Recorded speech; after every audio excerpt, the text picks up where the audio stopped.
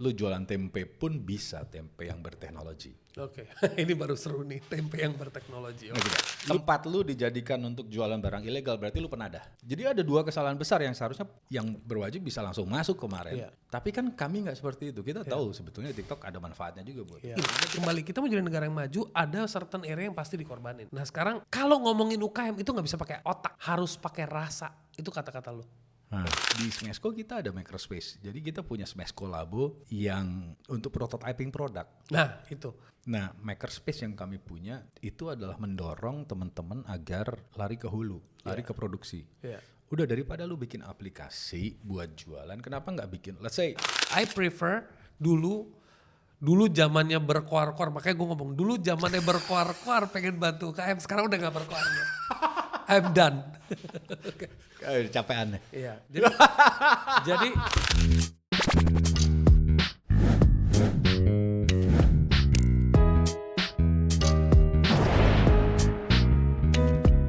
tapi gue sama lo agak beda pandangannya. Gue merasa begini. Gue merasa if you wanna think big, you can think technology. If you wanna think big. But if kita ngomong kembali ke orang-orang yang baru mau start. Kalau yang baru mau start, I don't believe in that. I believe di depan lo apa? Lo kalau bisa jualan martabak manis, lo jualan martabak manis. Kalau lo bisa jualan kopi susu, lo jualan kopi susu. Kalau lo bisa jualan pernak-pernik, whatever, itu lebih money making daripada you are just dreaming on building a technology. Because dari 4 orang yang lu sebut tadi, yang benar-benar from background yang merakyat, cuman si Zaki. Oke. Background merakyat. Sisanya tuh educationnya top, environmentnya beda. Ibaratnya you should see their network of their network itu penting sekali untuk mendukung. Kalau Zaki, I consider him. Kan kita pernah undang dulu waktu dia. He is very lucky because dia ride the wave at the right time, ya kan? Tapi talking about technology itu juga sekarang didominan sama luar negeri. Today we are talking about TikTok. Ya. Dia orang udah surpass e-commerce sales melebihi Shopee dan Tokopedia. Kalau digabung sama Topet ya. Yeah. Right? Ya. So efek negatif apa? Kalau kita ngomong jangan selalu ngelihat negatif. Teknologi itu kalau masuk itu adaptasi. Segala sesuatu yang baru itu kita harus adaptasi. Ya. Ujung-ujungnya it's for the betterness. Ujung-ujungnya itu adalah untuk perkembangan negeri, perkembangan orang-orangnya, kesempatan dan sebagainya. Looking at TikTok, moving so bloody fast. Yeah. What are the negative impact? Sebetulnya gini, gue mulai dari yang pertama yang pertanyaan lo bahwa lu punya sedikit pandangan berbeda mengenai orang yang berteknologi, itu ada jejaring di kanan kiri. Itu betul, itu benar banget. Tetapi sebetulnya gini, Bo. Kita harus start mulai berpikir bagaimana caranya teknologi ini bisa diinjek masuk even ke produk yang sangat sederhana. Let's say lu jualan tempe. Lu jualan tempe pun bisa tempe yang berteknologi. Oke, ini baru seru nih, tempe yang berteknologi. Ngerti gak? Lu bisa bikin tempe somehow pakai teknologi. Yes, agree. Ngerti kan maksudnya? Agree. Lu bisa bikin keripik. Pilihannya lu bikin keripik pakai pisau biasa atau lu pakai machinery, teknologi. Gitu. Yang kami kerjakan di Kementerian Koperasi dan UKM sekarang sudah saatnya kita ngomongin UKM yang berteknologi. Gue nggak ngomongin produknya ya. Any kind of product. Selama ini mungkin yang ada di pikiran lu kalau ngomongin UKM ya mungkin UKM itu ya batik. UKM itu ya keripik. Ya akik gitu, lurik dan segala macam. Ternyata enggak. UKM kita itu luar biasa. Gitu. Gua pernah bawa UKM ke MotoGP yang pertama dulu, ternyata ada UKM yang produksi kabel tapi bisa bikin motor lebih kencang. Kemarin di Smesco kita ada showcasing UKM-UKM yang memproduksi knalpot lokal aftermarket. Karena knalpot kan lagi jadi masalah tuh. Polisi kan nangkepin nangkepin motor-motor yang knalpotnya nggak standar. Iya. Padahal knalpot yang nggak standar itu produksi lokal, man. Iya.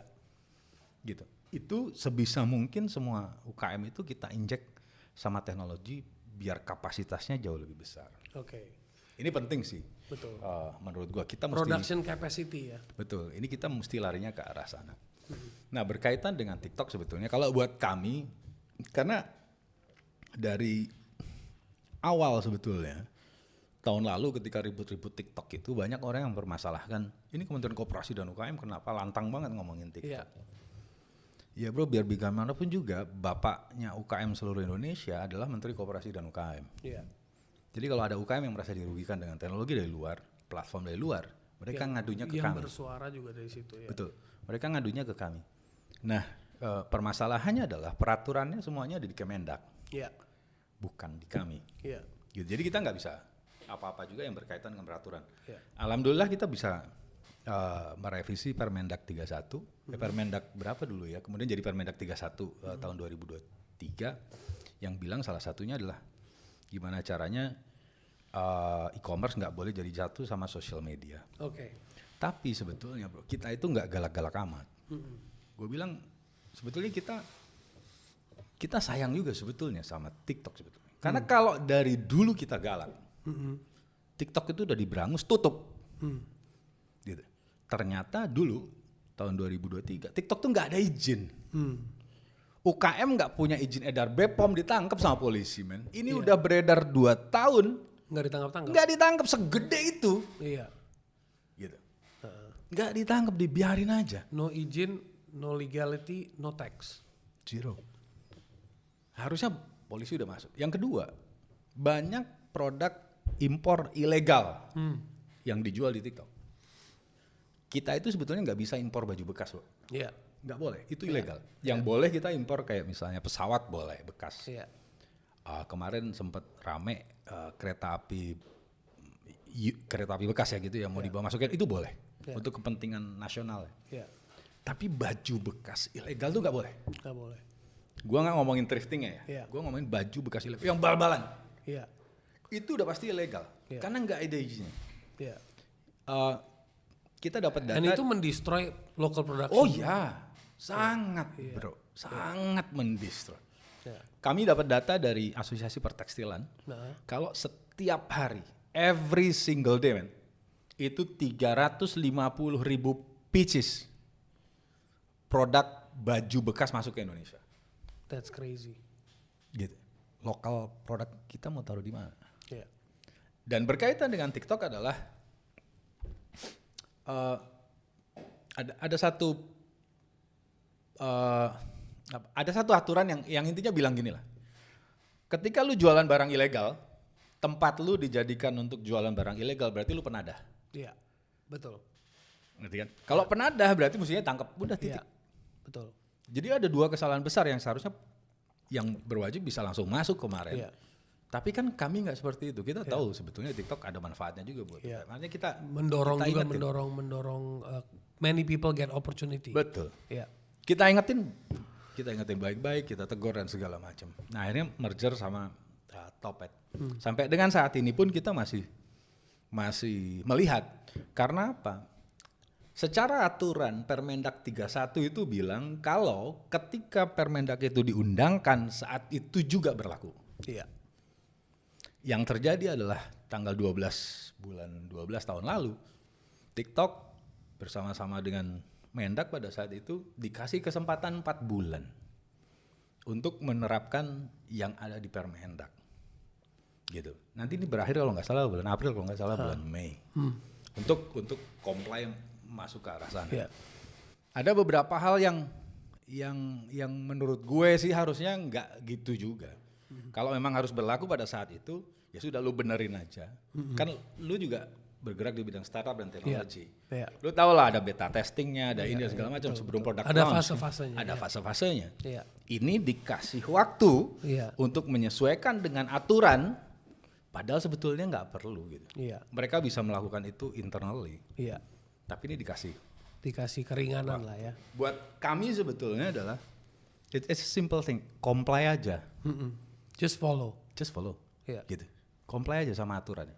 Dipisah ya dipisah. Antara e-commerce dan sosial media tidak boleh ada bahasanya gini. Tidak boleh ada interkoneksi. Nggak boleh ada interkoneksi itu apapun juga berarti udah titik keluar. Pisah. Jadi maksud lo kalau social media sama e-commerce tidak boleh ada interkoneksi, artinya kalau gua lagi pakai aplikasi TikTok atau aplikasi apapun yang sifatnya ada social connection, gua nggak bisa add to cart on the spot. Di Permendagnya begitu. Ya, Di Permendagnya begitu. Tapi gue bisa klik a link of a site or another e-commerce site and do the transaction di situ. Maksudnya begitu. Oke. Gitu. Nah, sekarang ya lu pernah jadi CTO, sekarang masih CTO. Gue tanya, ketika ada fitur di dalam satu aplikasi besar, menurut lu ini ada interkoneksinya nggak? Bukan ada lagi, memang udah ada. Nggak usah ngomong ada interkoneksinya, memang it's part of it. Gitu. Ini TikTok dengerin ya. It's part of it. Ngerti kan? Iya. Permendagnya bilang nggak boleh ada interkoneksi. Iya. Ini masih jadi fitur. Iya.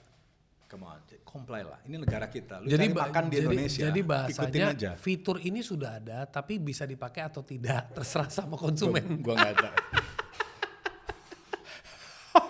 Kan yang ngomong juga, yang ngomong bahwa ini sudah dipisahkan dari sisi back end itu kan Pak Dirjen di Kemendag. Oke, tapi kembali lagi ke area dampak negatifnya apa? Kan sekarang udah join sama Tokopedia. Tujuannya juga kan kita dari dulu kita harus mengerti. Tadi lu ngomong ada satu kata-kata yang menurut gua keren. Indonesia saat ini memiliki pemain-pemain hilir yang mantap. Ya. Oke, industri hulunya masih PR. Betul. Oke, itu PR kita. Dan yang jadi masalah kalau mau jadi pemain hilir di belakang barangnya harus ada. Kalau barangnya nggak ada, mau nggak mau pakai barang dari luar. Benar. Nah, tapi kalau mau pakai barang dari luar, ayo dong jualannya barang yang legal, ya kan? True. Jangan jualan barang nggak legal, nggak bayar biaya impor, nggak bayar ini, supaya lu juga ngebalancein UKM yang ada. Benar. Di sini yang gue mau tanya sama lo adalah kita ini mau jadi negara yang maju atau mau jadi gini, kembali kita mau jadi negara yang maju ada certain area yang pasti dikorbanin. Nah sekarang ada satu area yang kita pernah discuss before this podcast over the phone was that kalau ngomongin UKM itu nggak bisa pakai otak, harus pakai rasa. Itu kata-kata lo. Jadi ada dua nih angle-nya. Kalau ngomongin ekonomi kita pakai otak.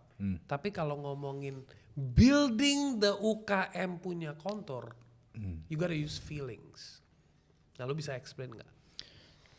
Jadi gini, bro, 99% usaha di Indonesia, populasi usaha di Indonesia itu UMKM. Oke. 1% itu usaha besar, konglomerasi dan segala macam itu cuma 1%. Oke. Nah dari 99% itu 96% ya kalau tidak salah itu usaha mikro. Oke. Usaha mikro itu salah satu ciri-cirinya adalah dia subsisten. Tadinya tetangga gue jualan cilok, gue ikutan jualan cilok. Oh, sebelah jualan bakso, pindah jualan bakso. Oh, Sate Taichan sampai punya kompleksnya sendiri. Nah, ternyata jadi reseller jilbab enak juga jadi reseller jilbab. Nah, teman-teman yang seperti ini produknya berubah-ubah seperti ini, itu nggak bisa kita intervensi. Gimana kita mau ngasih pelatihan ketika dia produknya berubah? Jualan bakso, jualan cireng, jualan jilbab beda caranya. Betul. Itu satu, jadi tidak bisa digeneralisir. Segitu banyaknya UMKM yang ada di Indonesia, usaha kecil, usaha mikro, usaha menengah, nggak bisa kita generalisir bahwa oh mereka perlunya ini, nggak bisa. Oh mereka perlunya begini, nggak bisa. Kita mesti lihat case by case, satu persatu. Kemudian yang pengen nolongin UKM ini banyak banget, bro, banyak banget. Tapi yang betul-betul pengen nolongin UKM tanpa ada maksud apa-apa, nggak banyak. Iya. Gitu. Teman-teman startup, gue selalu bilang gini, startup sama UKM itu ke dispatch. Gitu. Iya. Tidak terkoneksi sebenarnya. Tidak. Kecuali startup yang usernya adalah UMKM, ya mereka monetize-nya. Karena dia memang main di jalur bukan industri, ekosistem.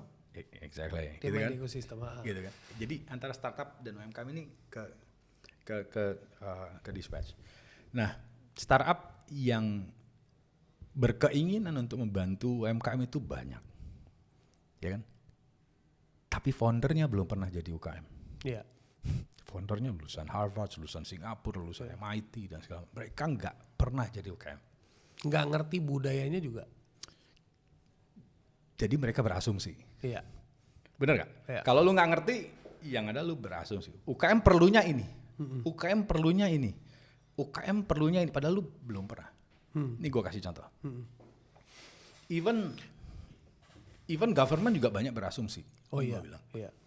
Let's say ketika gue masuk Smesco pertama kali, kita diminta untuk mendigitalisasi UKM. Ada 30 juta UKM yang harus kita digitalisasi sampai dengan tahun 2024. Tidak ada yang salah dengan itu tujuan yang sangat baik. Iya. Dan kita tahu ketika pandemi yang bisa menyelamatkan UMKM adalah digitalisasi. We all know that. Ya kan?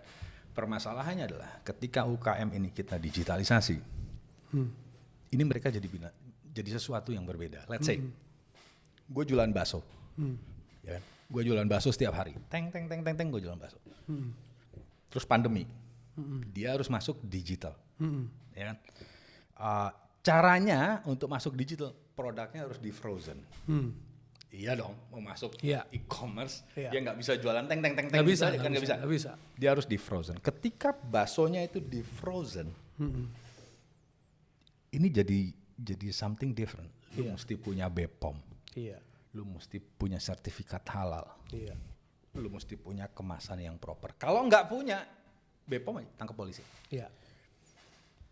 Gitu. Itu satu. Yang kedua,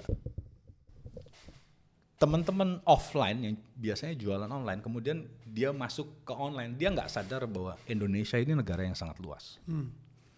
Saking luasnya negara kita, itu ada problem besar sebetulnya yang muncul, yaitu shipping cost. Oke, shipping cost ya. Ongkos kirim lah, ongkir, ongkir. Iya, logistik kita yang berat. Itu, biaya logistik kita kan memang selalu mahal. Akhirnya ada beberapa teman-teman yang ya mungkin karena jargon digitalisasi itu ya berusaha masuk e-commerce tapi mereka nggak sadar dengan kondisi daerahnya. Let's say misalnya teman-teman yang di luar Jawa, mereka mendigitalisasi usahanya kemudian masuk ke e-commerce. Yang jadi pertanyaan, orang Jawa mau beli nggak? Gua pernah mau beli ikan kecil bro, ikan gini yang di plastik, ikan goreng yang di plastik. Di Shopee waktu itu gue mau beli, total pembeliannya kalau nggak salah ketika gue sampai halaman checkout itu 300.000. Di terakhir gue baru tahu tokonya ada di Tarakan. Lu tahu berapa ongkos kirimnya? 100-an ribu. 294. Mampus. Belanja 300, ongkir 300. Seru. Kalau kita laki masih inilah, kalau ibu-ibu nggak bakalan itu mau beli nggak? Ya. Artinya ketika kita bicara digitalisasi, lu nggak bisa buta mata atau lu nggak bisa serta merta ngomongin bahwa digitalisasi. Oh kita digitalisasi. Ya, jadi yang orang sering ngomong let's go digital ya boleh ngomong doang, tapi kalau di lapangannya beda. Makanya gue bilang semuanya nggak bisa kita generalize. Kita mesti lihat satu persatu ini kondisinya seperti apa. Gitu. Banyak sekali orang yang menolong UKM, tetapi yaitu teman-teman startup dan segala macamnya. Tapi terkadang mereka cuma bawa asumsi mereka sendiri. Oh ini bakalan nolong UKM. Terlebih lagi ketika mereka ingin nolong UKM, tapi sebetulnya mereka bawa produk, itu yang lebih parah. Sorry itu saya. Gitu. Artinya mereka nggak nolong tulus karena mereka ingin UKM-nya jadi subscriber. Iya. Bahkan ada beberapa startup di luar ya, misalnya di India gitu. Itu atau di China pun ada existing startup nggak sepenuhnya nolong UKM, tapi memang membawa nama we are helping UKM. Misalnya groceries, dia bilang we are taking from the farmers, tapi belinya dari pasar impres. Jadi maksudnya it's very difficult. Jadi susah melihat. Tapi kembali lagi budaya dagang di Indonesia ini juga perlu dibenerin sih bro. Kalau nggak ada aturan-aturan atau orang-orang yang bisa dipasang. Kalau I prefer dulu zamannya berkoar-koar, makanya gue ngomong dulu zamannya berkoar-koar pengen bantu UKM, sekarang udah nggak berkoar. I'm done. Capean. Iya. Jadi buat gua yang bahasa lo tadi gua terapin begini. Kalau lu udah ngerti Maslow hierarchy itu, lu kalau lagi di fase you need money, don't talk too much, just focus on making money. Yeah. Oke. When lu udah masuk ke fase I can help others, baru you work on it. Iya.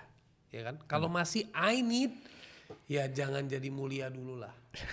Simpen kemuliaanmu, ya kan? Carilah duit. Karena kemuliaan utama adalah perut lo dan keluarga lo, gitu kan? Itu kalau gue bilang gini, kalau motivator, banyak orang yang lain bilang, lu mesti berbisnis cari yang berkah. Kalau gue enggak, men.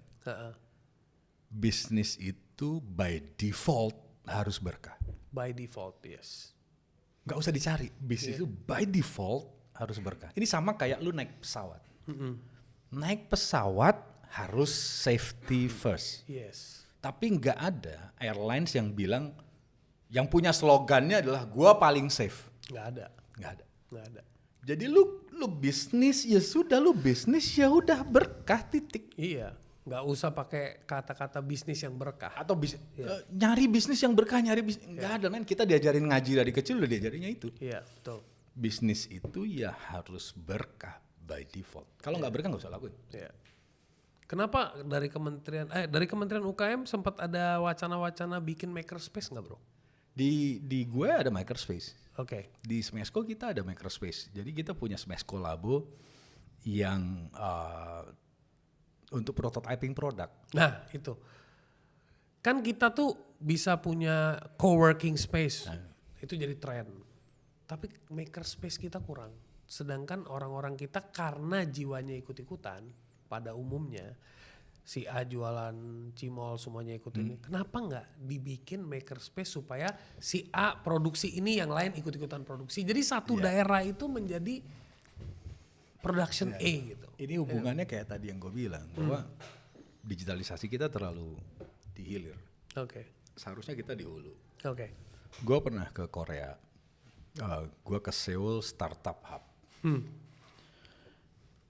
Sama ke satu organisasi namanya Tipstone yang isinya startup semuanya. Lu tahu nggak startup Korea bikin apa, bro? Bikin apa? Stand jantung, ring jantung. Startup bikin ring jantung. Oke. Startup bikin ring jantung di sono. Di Indonesia, startup bikinnya aplikasi. Bener gak? Startup yang unicorn, yang agak unik menurut gua adalah e-fisheries. Ya kan, dia jualan produk, jualan ini dan segala macam.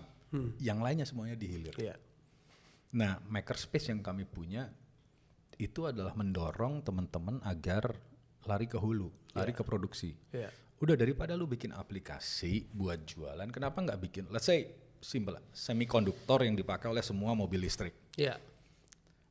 Stand jantung, whatever, apapun itu. Tapi makerspace-nya nggak ada, bro. Ya itulah makanya di Smesco kita punya inisiasi itu. Gitu. Mudah-mudahan tahun ini kita akan membangun Smesco Startup Hub juga, yang di dalamnya ada prototyping. Di Korea itu dia bikin, dia punya lab prototyping yang mesin moldingnya lah. Gue nggak ngerti mesin apa ya, gue bukan orang teknik ya. Tapi itu mesin molding dan prototipenya itu ditaruh, bro. Dan ada expertnya yang nungguin. Misalnya lu bikin sesuatu gitu, lu bikin ketel gitu misalnya buat kopi gitu ya. Dari prototipe pertama, prototipe kedua, prototipe ketiga, prototipe dibikin di situ sampai perfect dan ada mentornya. Wow. Di Indonesia kita nggak punya kementerian yang ngurusin itu. Harusnya dulu di bagian riset ya. Kalau nggak salah cocoknya itu di bagian riset ya. Bisa jadi ya. Harusnya di sana kali ya. Gitu. Nah, tapi yang seperti ini kan harusnya jadi produk. Gitu. Inovasi produk menurut gue harusnya comes up dari kampus, bener gak? Yes. Cuman riset yang ada di kampus yang kemudian dikomersialisasi bisa dihitung pakai jari mungkin ya. Gue berasumsi. Yes, betul. Itu bedanya di luar sama di kita. Di luar gitu, itu banyak sekali inovasi keluar dari kampus. Harusnya kan begitu. Yang diambil sama corporate. Di kita dosen riset inovasi buat masuk ke jurnal, naik pangkat, that's it. Nggak sampai komersialisasi. Kesel gak lu? Kesel gua, kesel. Kesel banget gua. Kita break dulu sebentar. Ketika gue di Smesco pun gue selalu bilang pengalaman gue bukan bisnis, pengalaman gue dagang. Oke. Kenapa gue dagang? Karena gue melakukan semuanya sendiri. Iya. Efektif, efisien mungkin, tapi earningnya, omsetnya sebanyak mungkin. Iya. Itu dreamnya semua orang. Betul kan? Buat bisnis yang paling bagus adalah ketika lu sendiri nggak punya bos. Lu sendiri nggak punya bos. Ngerti nggak? Nggak. Ketika lu do bisnis, udahlah kita fokus aja. Lu bisnis mau apa sih? Cuan. Fokus aja apa? Profit. Titik. Fokusnya Mikir dari awal cuan, titik. Iya. Mikir dari awal lu mesti eat, sleep, repeat, cuan. Iya. That's it. Nggak usah nyelamatin dunia, udah ada Ultraman.